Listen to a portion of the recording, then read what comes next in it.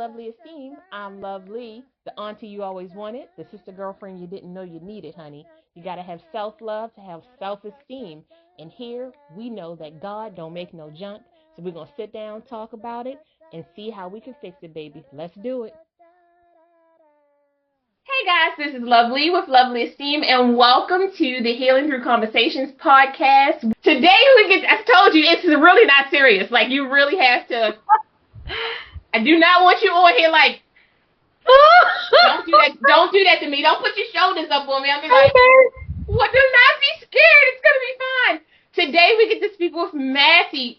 I was excited to speak with Masi because, one, I love anything when we're talking about tribes, cultures, and not in a not in a stereotypical way, right? We're talking about what it looks like to infuse your culture into your brand, what it looks like to not only embrace your culture, but expand your culture, learn more about your culture so that way you can figure out ways to manipulate a lot of the systems that we have to go through as women of color coming into this space, talking about being not only an entrepreneur, a CEO, president, head woman in charge, whatever one you want to use is what we're trying to do. So today we're going to talk about not only mental health, but how it plays a part in culture, brand building, social media, web design. And Miss Masi, thank you for being on a podcast. Please introduce yourself. Well, thank you, Lovely. Lovely? Yep. Okay. Well, thank you, Lovely. Hi, guys. My name is Masi, and I am the founder of Masi Brands, which is a digital branding agency, and our main services are web design and social media management. I mean, we do other things, but those are our two main services. We do everything branding, but if you need social media management and you need web design, please come to us. And then I also run another business, Tribes and History. And that one is so close to my heart because, yeah, it's all about, African stories. So Tribes and History is a digital African storytelling platform. And we tell African stories. The goal is to tell African stories through comics and animation. And these are stories like history, like African history, from like all the countries in Africa. So we go country by country. We are not like biased and say, oh, we're only going to talk about stories from Nigeria or something. And we also talk about like folklore and tales. So, like when you're growing up, I don't know if you guys ever had all those folklores like tortoise and the air and all of those stories. So that's kind of like what we do at Tribes and History. And of course, like I mentioned, we tell African stories too. And the reason I started Tribes and History, I'm sorry, let me stop. Do you want me to go into that? Yes, please. I'm interested. Yes. Come on, give it to us. Okay. And yeah, so the reason I started Tribes and History, it was for a couple of reasons. First of all, when I was younger, when I was probably like 8, 10, thereabouts, I read a lot of Archie comics, but I didn't really see any comic about like any comic that was, focused on Africa or, had like African characters. And if there was, I don't think that there was not a lot of them. And, I remember growing up, I was just like, yeah, why does this not exist? And then, November 28, 2020, it just kind of like came to me that it was like, I don't know, maybe a vision or a dream or whatever it was. And it was like, you have to do this. And that was kind of like when I started Tribes and History. And, actually, you guys can check us out on Instagram. So if you go on Instagram, you see like all the stories we've been telling. And the other reason, apart from the fact that the comic industry is about a $16 billion industry and, there's not a lot of African comics out there. The other reason that I started Tribes and History is also to combat that single story. There's a danger of a single story about Africa. You think about Africa, the first thing that comes to people's mind is death, poverty, war, sickness, stuff like that. You don't think African, think, oh, like, yeah, they have this very cool stuff. But if there's one thing that Black Panther has taught us, is that people are actually hungry for positive stories about Africa. Look at Black Panther, like literally go out the streets and scream Wakanda, and someone out there is gonna say forever, you know. Absolutely. Yeah, Wakanda forever. So we know that people want to hear the positive stories about Africa. We are so over the negativity and the war and the fighting and the sickness and all of that. So that's also the other reason, which is to bring Africa in a more bring Africa in a more positive light. I love that. And whenever I will promise you that anything that you see, I always say go to the source, right? Because if you watch TV, all the stereotypes, that's what's on television. Not Yeah, just in the African community, but even in the Black community. It's just like one of those cases yeah, where I'm like, I can promise you that out of the 10 people I know, none of them are acting like they are on television. Like yeah. I don't get to see it, and so I don't watch it. Like that's me. So whenever I get to talk to someone like you, Masi, I'm in awe because you really took your history and made it not just palatable to people through the comics, because we know that anime is huge. So like why not play in that circle, but also about inclusion, the diversity, meaning all the different countries that you are Yeah. representing. Mhm. And you're carrying a lot of, like you say, folklore, but you're really carrying a lot of generations on your back with that. Yeah, that's actually interesting because the thing is, I think one of the issues. So I'm Nigerian and I'm Igbo, and I think one of the issues that we have, or rather, well, our ancestors had, is that we never really wrote anything down. Mm. Right. It was all passed down through like, stories. So Mm-hmm. your great grandparents will tell, or like your great great grandparents will tell your great grandparents, who will tell your grandparents, who will tell your parents, who will tell you.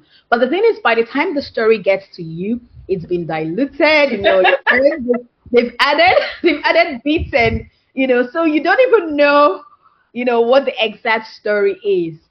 So that's also, one of the things with it, because some of this folklore, sure, they are folklore, but there's this program I used to watch when I was younger. I was probably when I was maybe like 7. It was called Tales by Moonlight. Mm. Tales, Tales by Moonlight, and I don't think it holds again. It probably, I don't know. It probably held for like, I don't know, maybe 3 years or something, and it got cut off or something. Um, but I remember the program. It was kind of like stories. So it was literally like, someone telling kids stories. And these stories, sure, they might not be true. Sure, they might just be folklore, but they're part of our culture. Mm-hmm. There are just certain stories that you would tell, and in somebody's mind, they're like, oh my God, like, yeah, we have this in our culture. And that's just basically what we try to do at Tribes and History. Even though it's not just the history is also like a huge part of it, but we also talk about like folklore. We also talk about like legends. Let me actually tell you this. So I always give this as an example. I think three different places that I've spoken at. Mm-hmm. Was one of the examples that I gave. So do you know about the Dahomey Amazons? They were an all-female army between the 17th to 19th century. Yes. Um, yeah, you see, okay, you even know them. A lot of people do not. You know, a lot of people do not. Now, do you know about? I'm really not sure the exact pronunciation of her name, but it's spelled Graca, like Graca, and then Machel, like Graca Makel or Makel. Um, she is the only woman in modern day history that has been a first lady of two different countries. Mm. She was the first lady. She was once married to the former president of Mozambique, and then she was also married to Nelson Mandela. Yeah. Okay. So Come through. Mozambique and South Africa. Come through, baby girl. She said, "Oh no, I don't marry down." That's what I do. I Um, don't go down now. that's the thing. So like people don't even know stories like that. You know, and these are, stories that we feel like, okay, these are important stories. We feel like, people should know about it. These are stories. We have so many different stories from Yeah. all of, think about African countries, 54 African countries, and then think about how many tribes Yes. in each African country. Yes. Um, if I'm not mistaken, in Nigeria alone, there are over, if I'm not mistaken, either 500 tribes or 500 languages, one of them, over that. Um, Wow.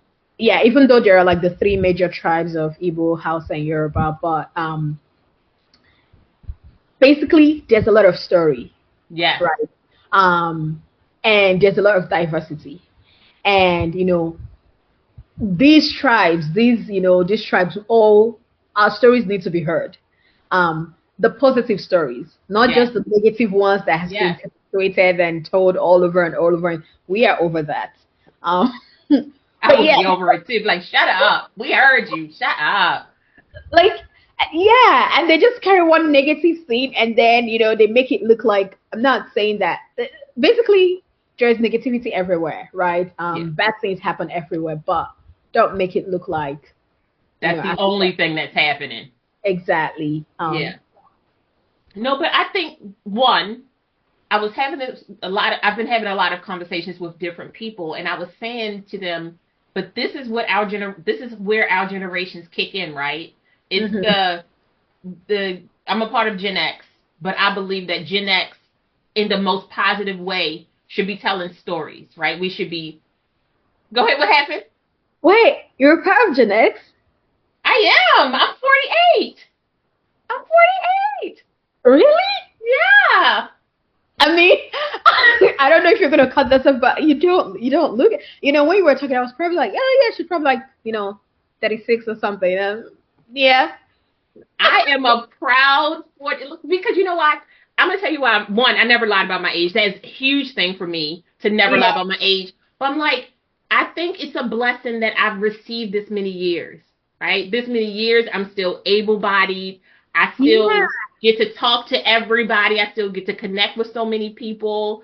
And I get to understand the negative things that happen within my generation, but I also understand the positive things. Like I'm a part of a generation where I know what it feels like to have no cameras, ever record anything. And I know what it feels like to be in the present and be on everything. Like, Yeah. and I'm Yeah. like, that's really like a great like spin from the past to the present that we don't always get to do. But like I feel like my generation should be talking about all the things that happen to us and that can happen to the positive and the negative, and really talking about our health, our mental health, financial health, emotional health, and talking about, like you're saying, writing down all of these different stories, all of these generational wealth that we have, because wealth isn't always just money. It's the stories, it's recipes, it's Hmm. being able to connect with your grandparents and your children at the same time. Hmm. So, and what I love about your generation is that you guys are like digging in deep. You're asking questions. Like you're asking some serious, sometimes you asking questions, and they're probably the reason why we get rubbed the wrong way is because when we asked questions, it was some hands coming at us, or like they would just tell you to be quiet because you were a little kid. But Hmm. I feel like your generation is just, you're asking such impactful questions. And you're not only asking the questions, you're writing them down, you're dissecting them, you're putting them into art, which is huge. It's Yeah. something that we don't always get. And that's, I'm proud of. Like I kept doing like more research because I was like, oh my God, like girl, come through. Do something, do it. Because I feel like we don't get to celebrate that. We don't get to see it. It's not Yeah. always, positivity isn't mainstream. We know that. Yeah. So seeing somebody who's working so very hard at creating positive spaces within culture is, it's beautiful and it's inspiring, and that's why I'm like, tell me a story. I mean, even if it's not real, because sometimes the stories that are fake are the best stories. You'd be like, so what happened? How did grandma ever tell me that story again?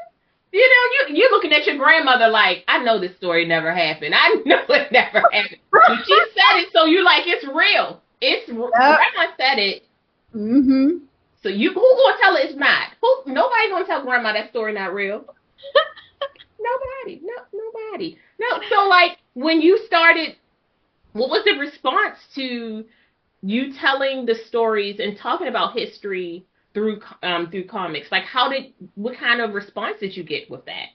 Yeah. So right now, we are actually right now we are going more on Instagram. We do have other things in works. For instance, we have our website that we're currently working on, and then we have like some of our stories that are gonna be on our website. But at the same time too, if you actually like want to see, okay, this is what we're doing. If you go to our Instagram, you would see a lot of our stories. So the response, it was good. We did have like a lot of, oh my God, I didn't know this. Like you could actually see that we were educating people. Um, Actually, one of the stories that we posted today, I was looking at it before I even came, and I was like, dang, like this is a very sad story. I don't really want to bring it up on the podcast just because this one is like super sad. But I was just reading the comments, and people were like, oh my God, like this is insane. Like, why would they do this? So from our followers, we've had like, they like what we're doing basically. And I guess that's the reason why they follow us. Currently we haven't really released any comic yet, just because all of those are in the works. But we like, people, you're free to like sign up. We do have like an email sign up, so they are free to like sign up and get an email once all of those are released. But yeah, we've actually gotten like positive comments. We've also gotten some negative ones. They out there, girl. Them bots are out there, just dropping negative things and walking away. Yeah, we've had people that are like, oh, okay, so why are you saying this? Like, what is this post for?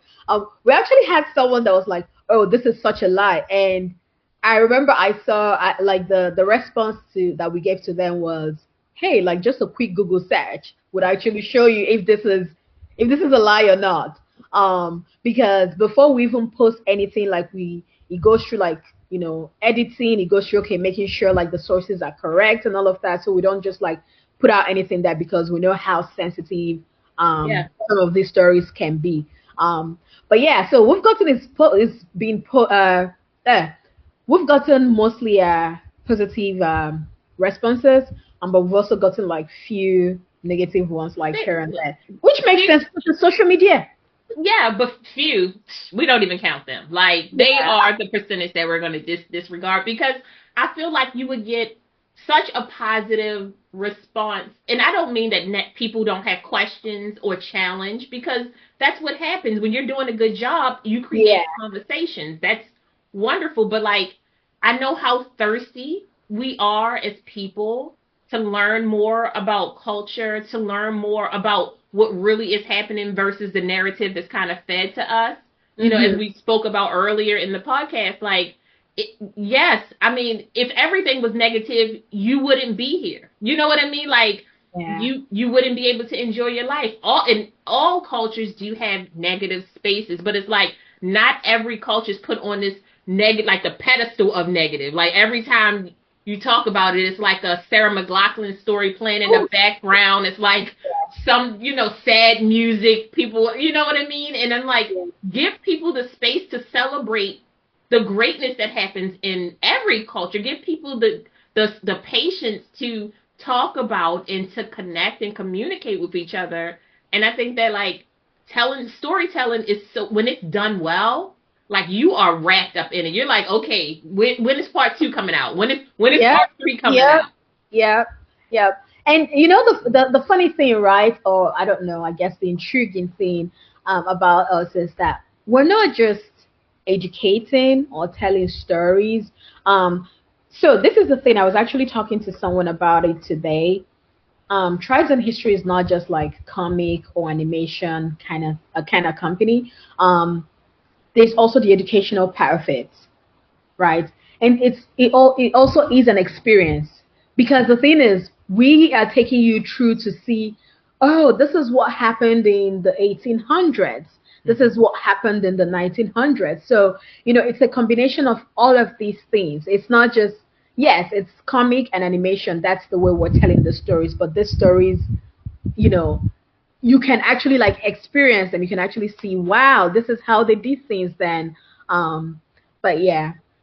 Yeah, I think if you take out all of the BS, right? Because it's social media, so you got to kind of like take out the 10% of the crazy, because it's going to be 10%. Like the craziness is going to show up no matter how you look at it, right? Yeah. But when you get a chance to really understand how rich and how rich the culture is, and how much you're enriching people's lives through what you're telling. Like, it's about the spiritual aspect of it, right? And then it's also about the connective aspect of it, realizing how far you've come from the past, but also understanding how much the past played such a huge part in where you are now, like the different people who were a part of the revolutions, people who we don't always get to talk about, who made like one difference: a teacher, a nurse, a doctor, a mom, somebody who was inside of the tribe. Maybe it was the doula who was really making sure that all of these kids made it into the world. Those are the stories that, like, the untold stories that we don't always get to hear, that I think we would connect with you in hearing stories like that. Yeah. So, it's very funny that you talk about, how looking at how the past can affect your future, and how we also have to look at it to see where we are right now. Because it just reminded me, as you were talking, it just reminded me of something. I don't know if have you ever heard the story of Igbo landing? No, but tell us. Tell us. I'm nosy. Tell us.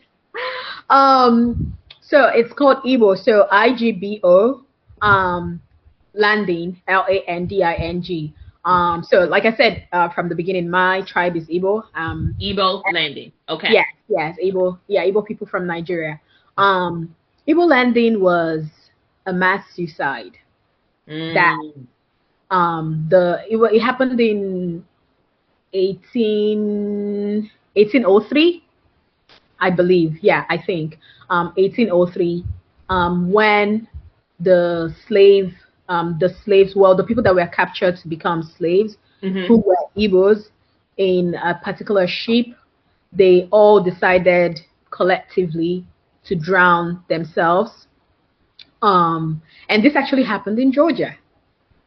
It's so interesting because I live in Georgia. And, I was just, when you were, talking about how the past can influence the future and can influence where you are right now, I was just thinking about how we are also like so interconnected, when you are like, African Americans, like how we're literally from one place, like we're literally like brothers. But no, so it's just, it's stories like this that, I mean, of course, it's not going to be all doom and gloom, because but that's still a story. It's still it's so important, because, and I don't mean to cut you off, but I think that I'm all about experiencing grief and acknowledging grief, but realizing how important it is to talk about these things, because every person who decided that they were going to change the narrative of their story deserves a story.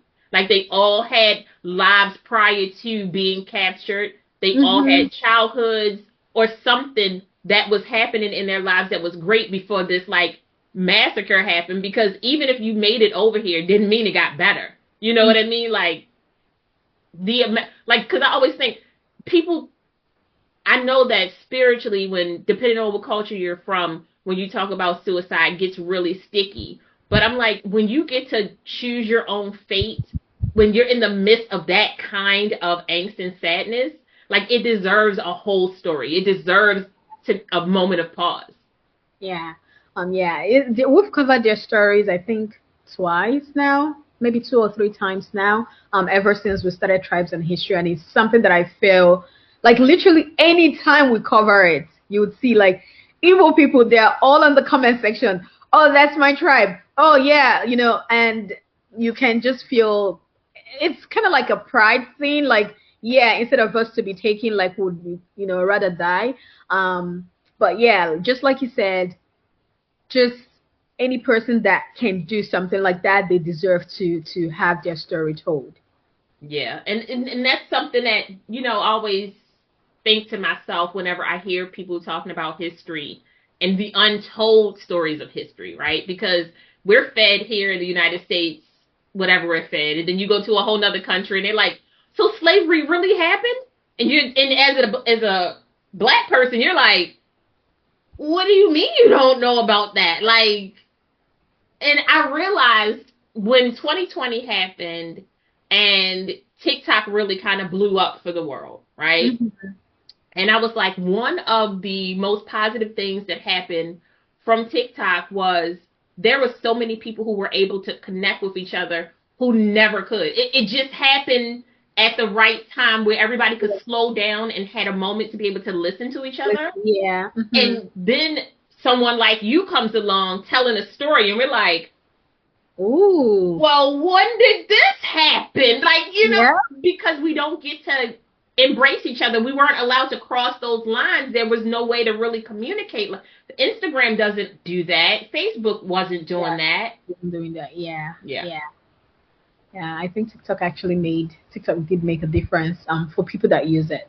Yeah, for people that use it. It really did. It created a space where you got to learn about culture in a very real-time way. You got to really sit down and see people's grandmothers who were embracing technology tell you stories. You got to see people's nanas tell you stories. You got to see people's grandpas tell you stories in a way that I remember I was obsessed with. It was a lady, I think she was like 110, and she would talk about slavery. Oh, wow. On TikTok, and she would tell you about like how cotton felt on her fingertips, how it felt with the heat, and like think about I'm just sitting in my living room in my first world life on the internet, but being able to listen to her talk about these rich stories, things you would never get to hear as a black woman and then she would talk about recipes and she would talk about food, and you got to hear about some of the joyful things, not just the angst and sadness that was happening. And it was a blessing to be allowed in her living room to be able to hear something like that, because we wouldn't get that story in general. So like that's why I love that you're doing storytelling. Yeah. Question: What is her TikTok handle? I will find it and I will send it to you. I am interested. you would find it's so interesting because she would sit around and just talk to her daughter and talk to her grandkids about the different things. And she never told the story in like a devastating way. She just told it very matter of fact. Yeah. Sometimes she would laugh, sometimes she would cry, but it was just so warm and inviting to listen to that, because when you get that age, what do you have to prove? You're not trying to prove anything. Being 100 and anything, still telling stories. I mean, I saw a picture. It was a video today of a guy who was, he was 99, and he was busting his little hips out. I said, sir, slow down, because I can't keep up. I don't know what you're doing right now. Wiggling them hips, Mr. Sir. Like, But I love that, one, I can't even imagine how many stories you're going to be able to tell. Because even within each tribe, I'm sure that you have different communities within the tribe that tell the same story like 5 different ways, Yeah. So trying to figure that out. Yeah, actually, it's interesting because I can't really remember the exact story that we have, but I know it was something about like if there's a tribe in I can't remember, but there is a tribe that they punish corpse that like take their own life. So if you commit suicide, they punish you. So I think they like flog the corpse or something like that. And it's interesting because I was going through the comments and someone was like, "Oh, we also do this in our own tribe." Totally different, different countries and stuff. And I was just like, "Wow, this is interesting." So it's so interesting to see, like, how something that is done in one tribe is also done in another tribe, maybe in a different way or maybe in the same way. Yeah, these are like there's just so many interesting. I just remember this one. In Ubang village in Nigeria. I think it's spelled a Ubang. The men and the women speak different languages, but they are still able to understand each other. Um, so it's just like interesting things like that. Like these are things like you would not even know, existed. So yeah. But no, but think of, but see, but this is the thing. That we talk about human nature, how hard relationships are. So not only are you man and woman, not only do you speak two different languages, and then you have to understand each other's hormones that you're gonna go through, backgrounds, different family backgrounds. Like, listen, people, we're really out here trying to stick it together. We're trying to figure out. I feel like even though we all speak the same language, quote unquote, we still be speaking different languages because I know my husband talk to me sometimes and I'd be like, wah, wah, wah, wah, wah. Like, babes, I don't know what you said to me. I have no clue what just happened. I'm tapped out. Like, I don't know what to do. But like there's so much room for you to grow in this. That's what I'm like. I think I'm excited because I can see such a huge future for you because this never ends. Like history never ends. History never ends. Yes, yes. That's also. I don't know. I talked to a lot of people. I can't remember the person I was talking to about it because they were like, "Oh, but it's history. How are we gonna get the stories?" And I'm like, "Girl, do you know yesterday was history? Like literally, it doesn't have to be 500 years ago. Yesterday was history. As long as you're alive and you're living day to day, the day before is history. The minute ago, that's history. So it's like it never ends. It's a continuous thing that, it's just out there. You keep going, and keep going and keep growing. And I love that. But you know what? It's interesting because I haven't done like a 23andMe. It's not that I don't believe any of those, but I'm just like, listen, I can't even tell you who my great grandmother was on my father's side. So I know darn sure that it's going to take more than 23andMe to tell me where I'm from. Like, I know that my people are Caribbean people. And then that's that. Like, after that, we just hands off and we just are East Coast people. We're just like North Carolina, South Carolina, boop, Maryland. Boop, boop, boop. Like that's what we did. Just he moved up there. So whenever I get to listen to people who have connections to their roots, it means so much more to me because I have roots in what I know, right? My mom is my tree and everything that grows off of her is wonderful. So, and she tries to like keep the fruit going. Like she's like, okay, this is what we know. This is what I found out. Every once in a while, I was able to, I think last year I was able to find a picture of my mother's great grandparents. Oh, wow. And she was like, where did you find this? I was like, well, I was on the internet because you should not always, the internet was crazy. And because of our family has a particular last name, Ghee. That particular name is just like, it's an Irish name. So our family was connected. It was African American and Irish, heavy Irish at one point, married into a Native American woman. Then the family kept going black, blah, blah, blah.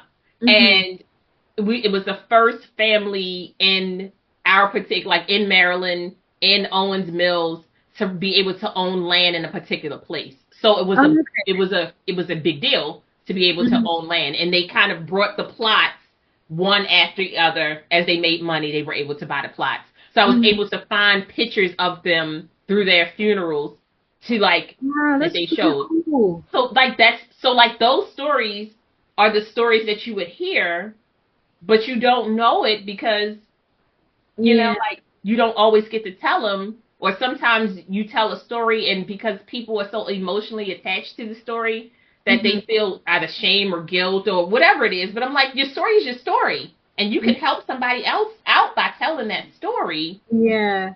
And that's the part of storytelling that I feel is so intriguing. It's meaty. Plus, I love to read books. So it makes me, I get to be nosy, but not nosy, you know. I'm like, so Massey, do tell. So what happened? That's right, girl. On the tea. What is the tea? You be like, listen, it happened back in 1704, so I don't know. The story is third hand, but this is what we But found this is out. what happened. And that's what makes me happy. So what's the joy that you get out of all of this? Like, how does this really help you? Oh my God. Whew.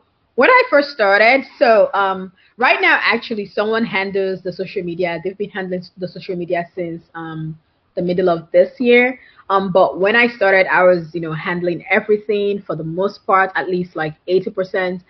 And let me tell you, just waking up every day and you're like, okay, what are we posting today? And then you're like researching, and I go down a rabbit hole just because I am intrigued, and I'm like, oh my God, wait, how did this happen? And then I'm like, okay, no, I don't believe this. I go find another article, and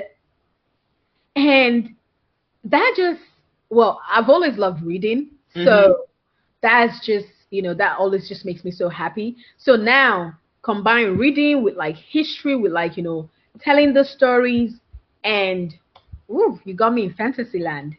Um, I'm with so you.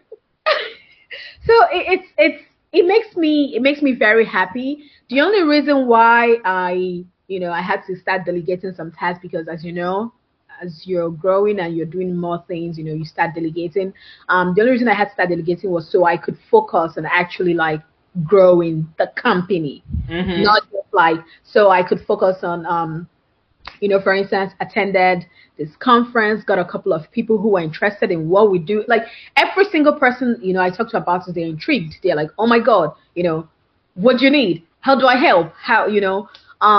So that's one of the reasons why I had to go a little bit hands off, at least from the posting and the researching, Mm-hmm. the writing and writing of the stories, was just to grow the company, or rather to start growing it. I mean, I guess I'm growing it right now. So You just are growing, not trying to. You are growing it yeah, right now. growing it. Speaking Yeah, into life. I'm yeah, growing this company. yeah.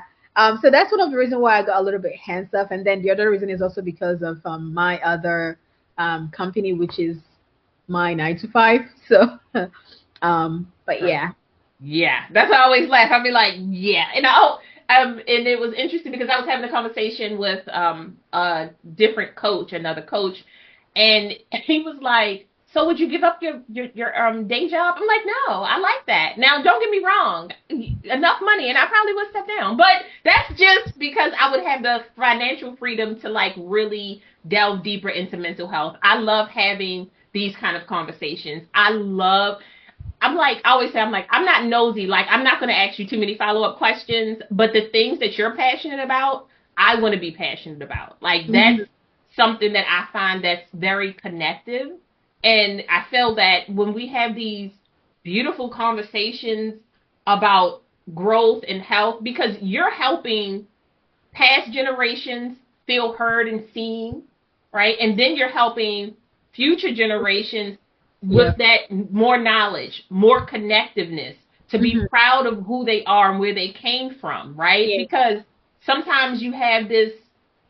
I don't know what it feels like to be an immigrant and coming into the United States, because I feel like a lot of the times black people are treated like that, like they weren't born here, and they just like dropped down by aliens From the and we sky. showed up. We just appeared one day.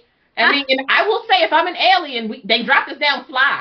We got some fly things happening with us, but really, it's just like just trying to find your place and find your footing in this country can be very hard. So I can't imagine what it feels like to come from your country into this country and then try to figure out how to keep your culture and then join this culture. That's a lot. Yeesh. This.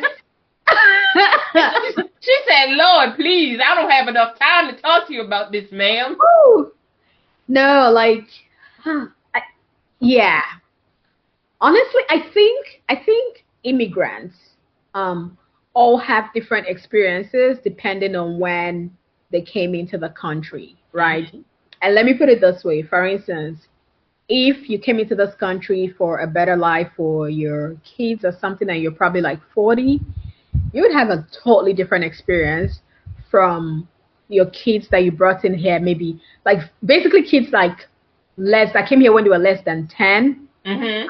It's a different experience from kids that came here, or maybe people that were actually born here and their parents are from, some other country. And it's also different from if you came here maybe when you were a teenager like me. And it's also different from like if you came here when you were like a little bit older, say like 25. They all have like the experiences are so different. Like I've talked to a couple of friends, that all came at different stages, and it's very different. Because this is the thing, right? As let's say if you come like when you're like 10 and below, it's a little bit easier to adapt, especially maybe if you came like less than 5. Like it's kind of like, okay, you don't really remember much. Yeah. Like it's basically like you were born here. You don't really remember much. The only thing you know is like, oh, your parents are Nigerian or Ghanaian or something, and then your parents try to teach you like the culture from back home, and like they cook the food and all of those things. Yeah. Now, if you're coming where you're probably like 10-ish, 11 and above, like between that, so I would say like 19, 20.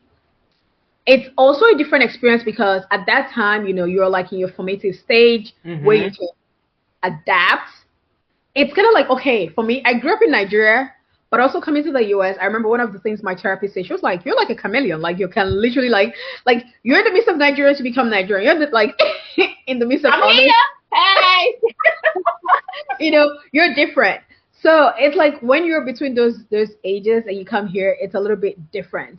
And then when you're like, okay, let's say between like 25 to like 30, it's also different because at that time you're like an actual adult. But you're like an adult, but it's, at least for some people, at least some of my friends, you're still kind of like open to learning. Like you're not like closed off. You're still like, yeah, I don't really mind learning more about this culture. I don't really mind knowing how to make mac and cheese, stuff like that. Yeah. But then if you're like 40, I'm 40 something, so I know what you're about to say, and I'm so sorry. I want to be different, Lord. I want to be different, but it's not. Bring it out. Yeah. So it's kind of like, depending on when you came, and of course, like how long you've also stayed and stuff. It's kind of like different experiences, and coming and having your own culture and also like trying to learn another culture, it can be very intimidating. Because this is the thing, like you don't want to be the stereotypical, like I guess the stereotypical African person that is looked down on. At the same time, too, you're also proud of where you are from. That's the thing. Like, so it's like this battle where you're like, oh, should I do this? Should I not do this? And it's very interesting because it was kind of like around, I want to say 2016, 17-ish, that I don't know if you know Afrobeats. Yeah. It started becoming popular, and then being African kind of started becoming cool. So it wasn't really okay at that point. You're like, okay, cool. But what I'm just gonna say is, it's a lot. Coming from a different culture and trying to integrate into another culture, especially like at a formative stage or a formative age where you're like battling all of these hormones and you're trying to figure life out, and your hormones are raging, and you're upset every day. And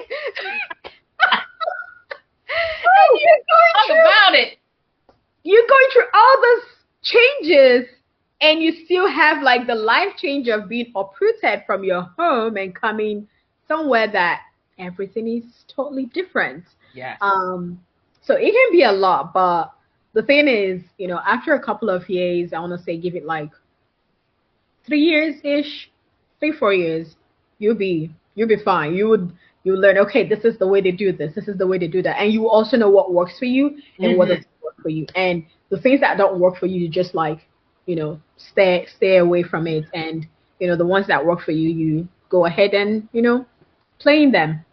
Yes, but that's the difference. I always think to myself, I'm like, okay, so I try to make I statements, and I'm like, I know how hard it was being born here, and then trying to acclimate to not only your community, then acclimate to your school, then acclimate to your job, then acclimate to the people inside of your job, because hopefully you work somewhere where you get to talk to people from like different backgrounds. Yeah. Because you have to learn.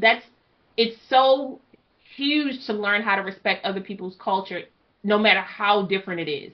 Like it doesn't make it a wrong culture because it's not your culture. It's just it's everybody's different. Everybody's household is different, So like some places you just have to learn like, okay, so maybe that's too much for me and I can't handle that. Let me not disrespect it, but I'll stand back from that. But like there are other stuff where I'm always like, so tell me more. Like what are we doing? What are we eating here? Like I'm always gonna bond with you through food all day, every day. Like you can be like, well, I don't know. I'm like, but what are you eating? What are we eating? Is your mama cooking? Like, because if your mama's cooking, I'm interested. But like, is your cousin cooking? I don't want that. Like, because it's a hard thing. I think to myself, when I first started in corporate world, I went from working at an all black law firm to only being number 6 of black people inside of a 300 and something person firm. It is a mind trip, okay? To like, one, in the black culture, sometimes you're raised to like speak white or to learn how to mask, learn how to flip your voice, learn how to, acclimate yourself, which I do understand somewhat. I mean, I think it's a whole lot different now than it was when I first started. But learning how to fit into a culture that you don't even know about, even though you're from here and we're all speaking English to each other, it doesn't feel like English sometimes. So like, that's why I say that I cannot even imagine. And it does. I mean, it took me about 2 years to realize like, oh my God, what is happening in this building? What are they talking about? Where are my friends? Where's my family? I don't want to do this, because it can make you feel isolated when you aren't a part of that. Yeah. I think also that's why we also need like black spaces. And whenever I hear like about black spaces, like whether it's an African space or it's like an African American space, I feel happy, and I'm like, yes, this space has to be honored. Let me give you an example. So, I'm in Atlanta, and there is this place. It's kind of like an accelerator program. It's called Russell Innovation Center for Entrepreneurs, RISE. And one of the things they preach is just come in and be you. You don't have to code switch. You don't have to try to act differently. And you can just be you from where you are from, right? Without trying to change yourself. And apart from that, I am also a member of African Immigrant Collective, which is an African professional space. So it's a space for like African professionals. And you can just be you there. And, that's, when I see spaces like this, I'm just like, okay. Okay. All right. Take off the mask. I'm just showing up. Like, yeah. And I love, but I think that this is where creating safe spaces makes such a big difference. Because when we're talking, like I always say, and every safe space looks different, right? You have some spaces that are great for race, some spaces that are great for culture, because you could have different races in a culture. So like learning how to your nationality. Like it's all these different. I know when you start confusing people, they be like, "But everybody was born in the United." I'm like, no, babes, everybody wasn't born here. Just let it go. Just let it go. Just because you're here don't mean that you got to celebrate everything here. Like you still get to bring stuff from home with you. It makes you feel comfortable. You know, sometimes culture's like a blanket. You got to sleep with it. You got to love it. Take care of it. It takes care of you. But it took a long time, even in a place like Maryland, to start finding safe spaces where Black professionals started really meeting up and connecting with each other and feeling comfortable and learning how to not have that competition. Mm-hmm. You know, because when you are 5 Blacks and 300 people, you know, they start to pin you against each other like you winning awards for being the most Black. Like, oh my God. I used to tell people, they'd be like, well, how come Black people don't ask me that? Because I don't know. All right? I only know what happens in my house. And my mama said that if I didn't have anything nice to say, don't say anything at all. So I'm going to be quiet for the rest of the night because I have nothing nice to say. It's like, Lisa, so what do you think? I don't think you want me to talk. I can't code switch right now. I'm stuck. I'm glitching right now. But I'm glad that you have spaces like that. But that's what I mean about the difference in what it looks like present day, right? Mm-hmm. Creating all of these environments where you get to organically grow and figure out, okay, so this works good for me. This doesn't work good for me. This works good for me. This doesn't work good for me. Like you said, you had to learn how to step down from one position in order to elevate your company to a new position. Mm-hmm. And you can be like, and that can feel like you're leaving your baby behind. Like, hey, don't mess this up, okay? Like, be good to it. Oh, I get so like, sometimes when I see some of the posts, I'm like, no, you're not supposed to do it this way. It's supposed to be this. Just gotta let it go. You gotta let it go. Lay in the bed, just be like. But it got posted, people are liking it. They liking it, okay. Yeah. So I'm just trying to be like, okay, let me not. I got nothing nice to say. I'm not gonna say anything. I'm gonna sit down. Mm-hmm. No, but so tell people, give me all your handles. Give everybody all the wheres they can find you. Yeah. So it's so interesting. We didn't really talk about Masi Brands. I'll just wrap it up in a nutshell. So Masi Brands, digital branding agency, as I said in the beginning. So if you guys need website, social media management, anything branding, please, yes, come along. And it's Masi, so my name, MasiBrands _ on Instagram. And then it's Masi Brands on LinkedIn. It's Masi Brands on, so we have Instagram, LinkedIn, and Facebook, yes. And of course our website. And you can book a consultation there to see how we can help you. And then for Tribes and History, we have Instagram, website. Well, the website, if you go there, you just have to sign up to know like when everything drops. Mm-hmm. So we have Instagram, website. We do have TikTok. We just haven't posted there in a long time. TikTok, we're not very active there. And then we have Twitter, and then we have LinkedIn. But everything is Tribes and History. So that's TribesandHistory. And that's one word. Okay. Yeah, there's like no spaces and stuff. So it's as one word. But I can also give you the links. Please, send me everything. I'm all about boosting and getting information out there, because I'm like, everything does not have to cost. It doesn't cost to lift another person up. It's like, I'm not going to lose anything by helping you get your information out there. And that's how I feel about this whole circle, like this whole tribe that I'm trying to create. That's the whole, like, one of the biggest reasons why I created Healing Through Conversations was to make it so that you understood that, like, our bridges are connected so quickly. Like, you want to be like this special island over here. And then as you start to talk to people, you're like, oh, we connect. We understand. We went through some things that are different and some things that are the same. Other things we're walking. Entrepreneurship.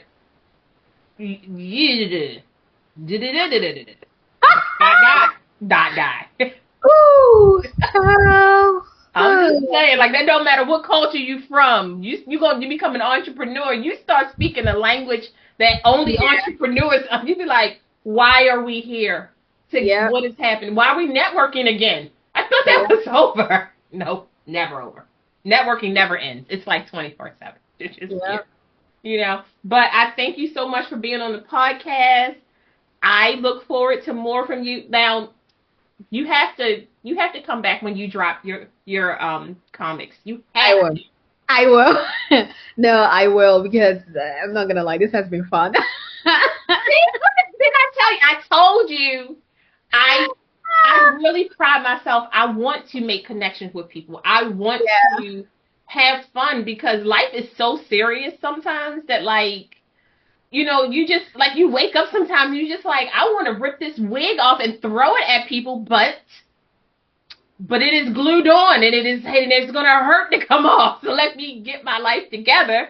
But then there are times when you wake up and you want to be joyful, and you want to feel elation, and you want to celebrate, like, the life that we're building for ourselves, because you're building a legacy, right? And that is something that is beautiful, that should be celebrated. It should never be dimmed, ever.